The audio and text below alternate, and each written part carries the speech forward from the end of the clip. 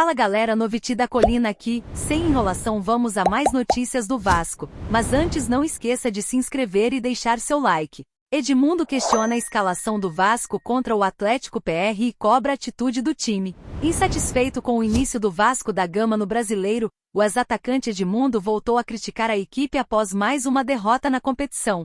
Neste domingo 5, o Cruz Maltino perdeu por multiplicação 0 para o Atlético PR na Liga Arena. Em seu canal no YouTube, Edmundo questionou a mudança de formação da equipe em relação à partida contra o Fortaleza, quando o Gigante da Colina atuou com 3 zagueiros. Para o animal, o Vasco deveria ter mantido a estratégia contra o Furacão. Por que 3 zagueiros em Fortaleza e hoje a volta com 2 zagueiros? O Vasco melhorou muito com a entrada do João Vitor. O zagueiro entrou no lugar de Rossi. Após a expulsão de Hugo Moura, ele entrou e fez uma partida excelente. Eu confesso que não entendo a mudança, se deu certo na quarta-feira. Em seguida, o eterno ídolo do Gigante da Colina pediu atitude dos jogadores para que a equipe supere esse momento difícil. Eu gosto que o Vasco tenha atitude, mesmo perdendo. O Vasco se defendeu bem, foi pra cima e quase empatou, conseguiu um resultado de empate, que mesmo assim seria ruim, não tiraria o Vasco da zona de rebaixamento. Você tem que jogar com mais coragem, ter mais goleadores e jogadores que possam ser decisivos. O Vasco agora terá uma trinca de jogos no Rio de Janeiro. O time da Cruz de Malta terá o Vitória e o Flamengo, Vasco mandante pelo Brasileiro e o Fortaleza, pela partida da volta da Copa do Brasil.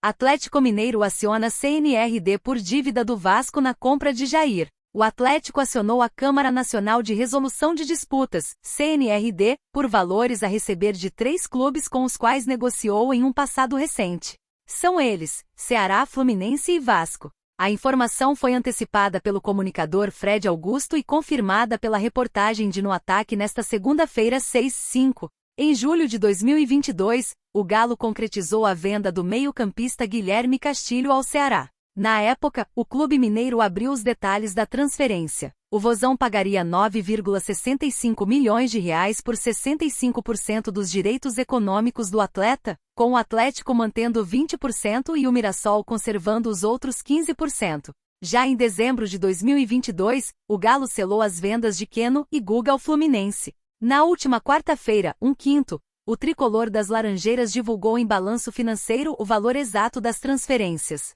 5,687 milhões de reais pelo atacante baiano e 9,668 milhões de reais pelo lateral direito carioca. Ainda em dezembro daquele ano, poucos dias após as saídas de Keno e Guga, o Atlético acertou o empréstimo do zagueiro Vitor Mendes ao Fluminense. A taxa da operação previa pagamento de 569 mil reais ao clube mineiro.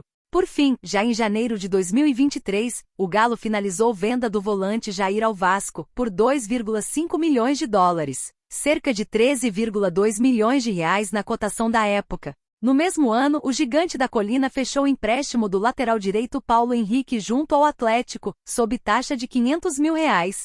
Em dezembro do ano passado, o atleta foi adquirido em definitivo por 1 milhão de dólares, cerca de 4,9 milhões de reais na cotação da época. No balanço financeiro de 2023, divulgado na última segunda-feira 29/4, o Atlético detalhou valores que tinha a receber de outros clubes ao fim do ano passado. Entre essas pendências, foram abertos os montantes ainda devidos por Ceará, Fluminense e Vasco. A Câmara Nacional de Resolução de Disputas, CNRD, foi criada em 2015 como um órgão independente da Confederação Brasileira de Futebol, CBF.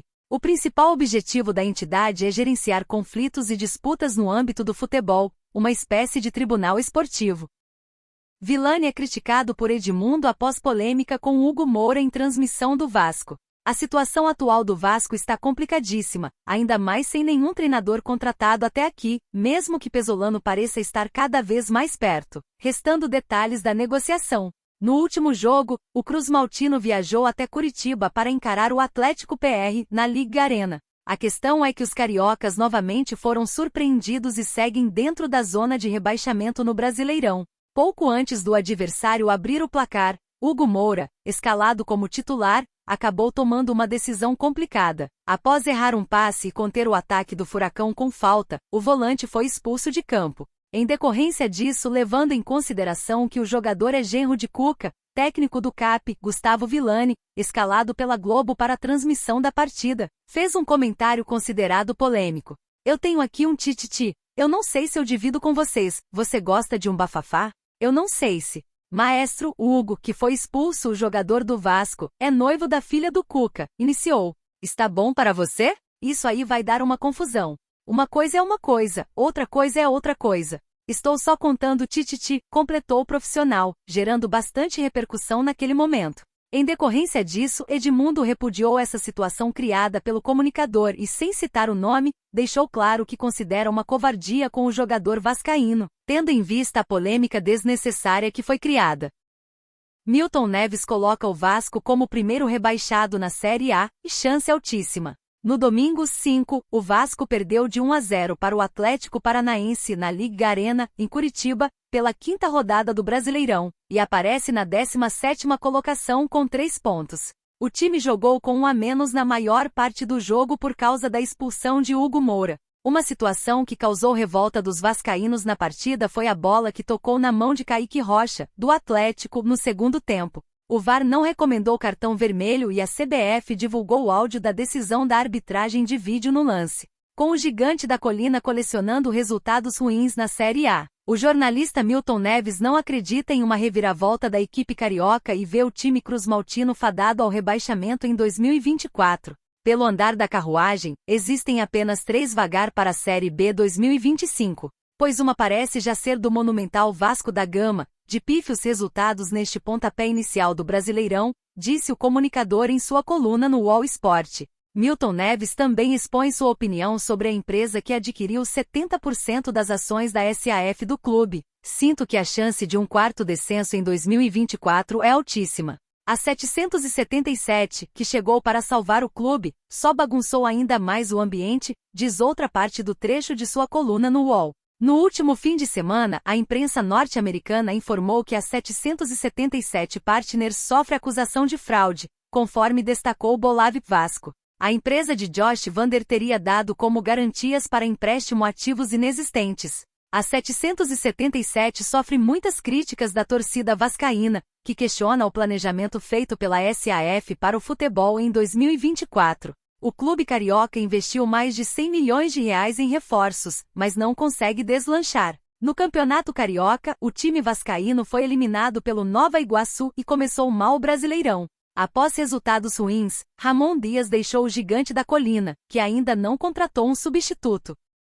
Pesolano aceita ser treinador do Vasco e aguarda negociação junto ao Valladolid SP. A situação vivida atualmente pelo Vasco é considerada um pesadelo, até porque a equipe está na zona de rebaixamento do Campeonato Brasileiro e vai vendo o cenário de 2023 se repetir, gerando preocupações.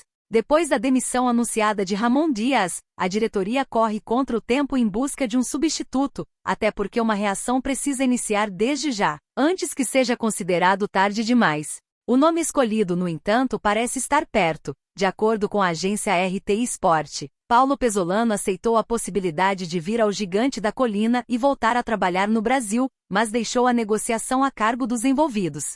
Diante disso, neste momento, as partes precisam chegar a um entendimento sobre a multa rescisória para liberação imediata, estipulada em 3 milhões de euros, 16,4 milhões de reais na cotação atual. Depois da derrota por 1-0 para o Atlético Paranaense no último domingo 5, a diretoria percebeu que realmente não poderia ficar esperando, ou seja, deve agir já nos próximos dias por uma definição rápida. A intenção seria trazê-lo sem precisar gastar nada, mas o treinador, que melhor se encaixa no projeto esportivo das 777 Partners dentre todos os analisados, descartou pagar o valor utilizando recursos próprios.